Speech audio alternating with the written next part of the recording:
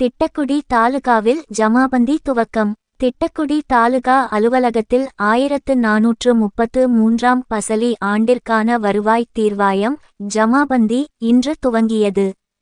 விருத்தாசலம் கோட்டாட்சியர் சையத் மெஹ்மூத் தலைமை தாங்கி பொதுமக்களிடமிருந்து மனுக்களை பெற்றார்.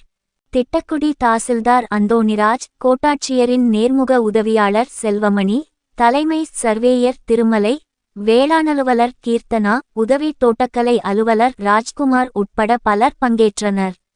முதல் நாளான இன்று திட்டக்குடி, இளமங்கலம், கோடங்குடி, எழுமாத்தூர், ஈக்கீரனூர், மேலாதனூர், கீழாதனூர், ஆவினங்குடி, பட்டூர், நெய்வாசல், நிதிநத்தம், நாவலூர் கிராம மக்களிடமிருந்து மனுக்கள் பெறப்பட்டது.